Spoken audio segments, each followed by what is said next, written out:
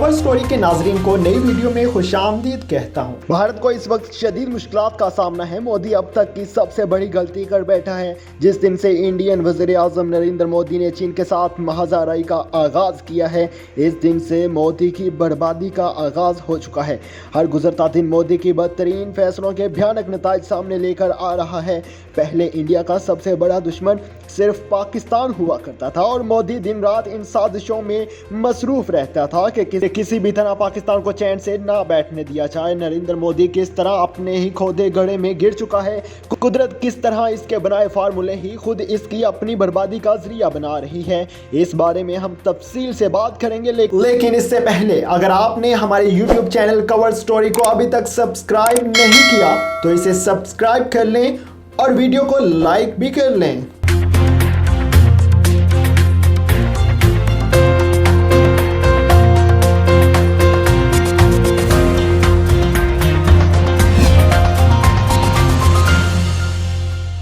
नरेंद्र मोदी ने हुकूमत संभालने के बाद ज़्यादा तवज्जो अपने मुल्क पर लगाने की बजाय पाकिस्तान को खुदा नुख्वास्ता तोड़ने पर लगाए।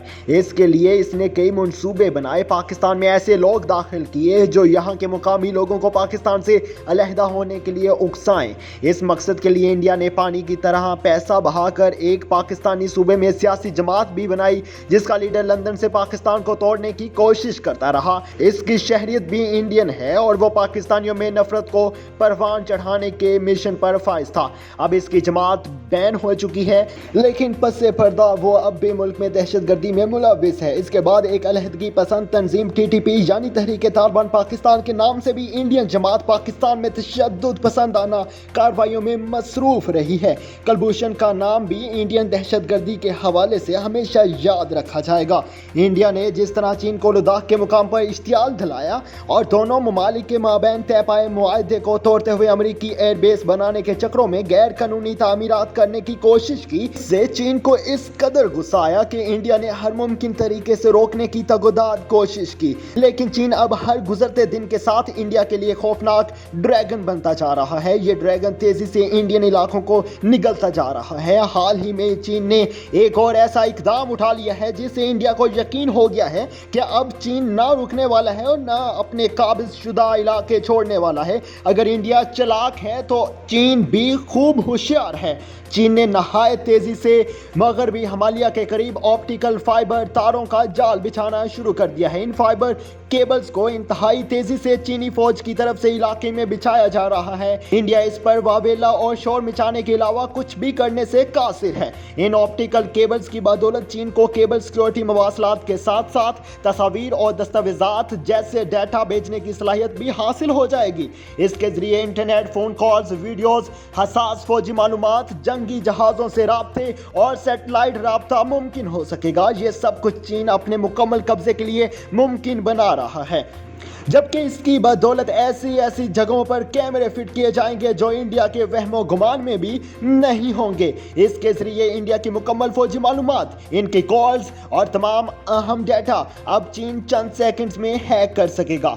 आमतौर पर ऐसे पहाड़ी इलाकों में फौजी राब्ते के लिए रेडियो का इस्तेमाल करते हैं, लेकिन रेडियो पर बात करने से दुश्मन मुल्क इसका सुराग मिल जाता है, जबकि ऑप्टिकल फाइबर केबल्स पर मवासलात और राब्ते महफूज हैं। और इंडिया के लिए यह खबर किसी बड़े झटके से कम नहीं कि इस इलाके में जहां किसी भी फौजी को आम जख्म भी उसे मौत के मुंह में धकेल सकता है, वहां चीन ऐसे बड़े प्रोजेक्ट पर काम कर रहा है जो इंडिया के लिए किसी भी सूरत मुमकिन नहीं। इंडिया ने हमेशा की तरह इस बार भी अपने मीडिया पर वावेला मचा रखा है कि चीन खित्ते का मालिक बनता जा रहा है। अब इसने अपनी मलकियत जताने के लिए यहां भी जासूसी का काम तेज कर दिया है। इंडिया के मुताबिक लद्दाख के हिमालय इलाके में पेंगोंग त्सु झील के जनूब में भी चीन फाइबर केबल्स बिछा चुका है ताकि चीन की तरफ से यहां आने वाले सियाह मुकम्मल तौर पर इंटरनेट से कनेक्टेड रहें। हम आपको अपनी गुज़श्ता वीडियोस में भी बता चुके हैं कि पेंगोंग त्सु झील वो मुतनाज़े लेकिन खूबसूरत तरीन इलाका है जहां इंडिया की सुपरहिट फिल्म 3 इडियट्स भी फिल्माई गई थी। इसके आखिरी सीन में आमिर खान, करीना कपूर और चंद दूसरे एक्टर्स भी शामिल थे। झील समेत ये सारा इलाका अगरचे मुतनाज़ था, लेकिन इस पर इंडिया का कब्जा था और एक बड़ी तादाद में यहाँ इंडियंस आया करते थे।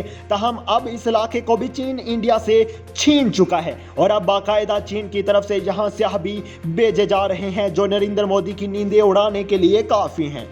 ये झील अपनी खूबसूरती की वजह से दूर दूर से लोगों को यहाँ खींच लाती है और इसमें कोई शक नहीं कि कुछ अरसा पहले तक इंडिया में गैर मुल्की सियाह तो मुसलमानों के बनाए ताजमहल को देखने या फिर सिर्फ इस झील की वजह से आया करते थे। लेकिन अब चीन की इस झील पर कब्जे के बाद इंडिया की सियाहत में यकीनी तौर पर खासी कमी ज़रूर होगी।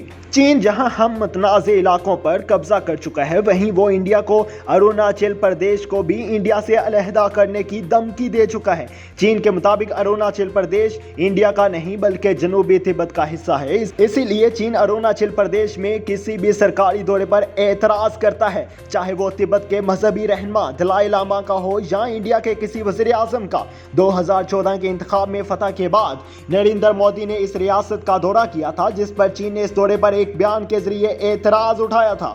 1962 में चीन और इंडिया के दरमियान जंग हुई थी। इस वक्त चीनी फौज ने आधे से ज्यादा अरुणाचल प्रदेश पर कब्जा कर लिया था। इसके बावजूद चीन ने यकतरफा सीज फायर का फैसला किया और इनकी फौज अरुणाचल प्रदेश से पीछे चली गई थी। अक्लमंद के लिए इशारा ही काफ़ी होता है, यानी चीन ने पड़ोसी मुल्क होने के नाते या किसी भी और वजह से अपना जीता हुआ इलाका वापस छोड़ दिया था।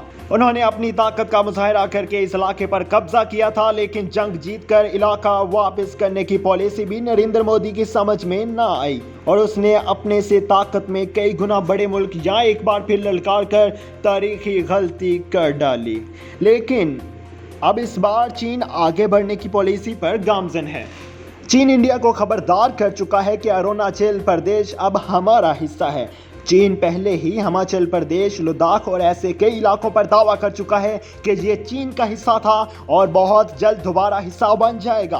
पिछले दिनों भारत को लद्दाख के महाज पर जो शिकस्त हुई, भारतीय फौज पर इसके खौफ के साए अभी तक बाकी हैं कि हिमाचल प्रदेश के कुछ हिस्से पर चीनी फौज के कब्जे की खबर ने इंडियंस के औसान खता कर दिए हैं। चीन अरुणाचल को तिब्बत का हिस्सा करार देता है। वहाँ की मुकामी आबादी की शक्ल सूरत भी चीनियों से ही मिलती है। चीन ने इस इलाके में बहुत ज़्यादा नहीं लेकिन कुछ इंफ्रास्ट्रक्चर ज़रूर किया है, जबकि इंडियन वज़ीर आज़म नरेंद्र मोदी ने जिस तरह अपने मुल्क की तरक्की पर कभी तवज्जो न दी, वैसे ही इस इलाके को भी कभी तरक्की का हकदार नहीं समझा।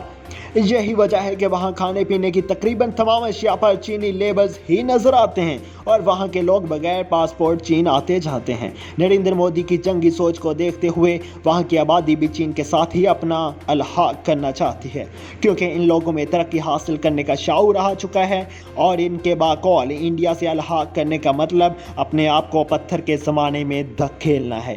ऐसी मज़ीद मालूमाती वीडियोज़ देखने के लिए हमारे YouTube चैनल को सब्सक्राइब कर लें।